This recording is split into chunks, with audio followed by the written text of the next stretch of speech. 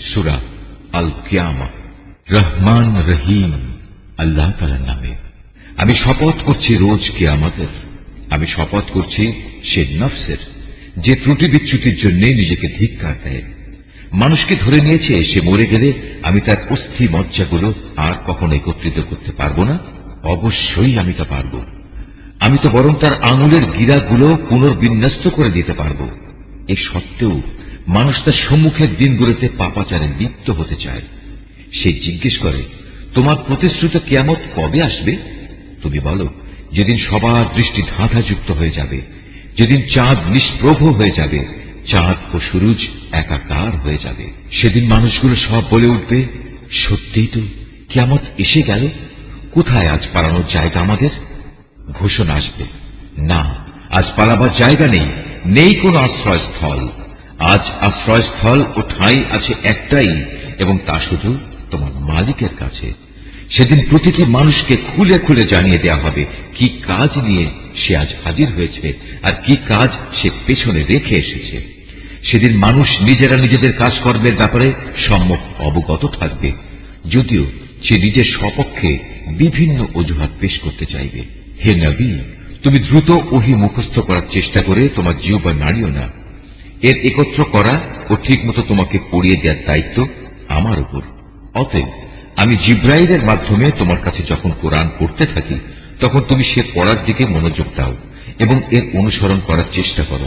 অতঃপর তোমাকে এর ব্যাখ্যা বলে দেওয়ার দায়িত্ব আমার উপর। না, তোমরা পার্থিব জগৎকে বেশি ভালোবাসো এবং পরকালীন জীবনকে তোমরা উপেক্ষা করো। সেদিন কিছু সংখ্যক মানুষের চেহারা উজ্জ্বল আলোয় ভরে উঠবে। এ ভাগ্যবান ব্যক্তিরা তাদের মালিকের দিকে তাকিয়ে থাকবে। আবার এদিন কিছু মুখের চেহারা হয়ে যাবে উদাস ও বিবর্ণ। তারা ভাবতে থাকবে, এক্ষুনি বুঝি তাদের সাথে কোমর বিচূর্ণকারী আযাবের আচরণ শুরু করা হবে। কখনো নয়। মানুষের প্রাণ যখন তার কণ্ঠনালী পর্যন্ত এসে যাবে, তাকে বলা হবে, এই বিপদের সময় জাদুটোনা ও ঝাড়ফুঁক দেওয়ার মতো কেউ কি আছে? সে তখন ঠিক মতোই বুঝে নেবে পৃথিবী থেকে এখন তার বিদায় নেবার পালা। আর এভাবেই তার এ জীবনের শেষ পা পরের জীবনের প্রথম পার সাথে জড়িয়ে যাবে। আর সেই দিনটিই হবে তোমার মালিকের দিকে তার অনন্ত যাত্রার প্রথম সময়। আসলে এই জাহান্নামী ব্যক্তিটি সত্য স্বীকার করেনি এবং সত্যের দাবি মোতাবেক সে নামাজ প্রতিষ্ঠা করেনি, বরং তার বদলে সে সত্যকে মিথ্যা প্রতিপন্ন করেছে এবং সত্য থেকে সে মুখ ফিরিয়ে নিয়েছে। সে অত্যন্ত দম্ভ ও অহমিকা ভরে নিজের পরিবার পরিজনের কাছে চলে যেত। আল্লাহ তাআলা বলবেন, হ্যাঁ, এ পরিণাম ঠিক তোমাকেই মানায় এবং এটা তোমারই প্রাপ্য। হ্যাঁ, এ আচরণ তোমারই সাজে, এটা তোমার জন্যই মানায়। মানুষকে ধরে নিয়েছে যে তাকে এমনি লাগামহীন অবস্থায় ছেড়ে দিয়ে রাখা হবে। সে কি এক সময় এক ফোঁটা স্খলিত শুক্র বিন্দুর অংশ ছিল না? তারপর এক পর্যায়ে তা হল রক্তবিন্দু। অতঃপর আল্লাহ তাআলা তাকে দেহ সৃষ্টি করে সুবিন্যস্ত করলেন।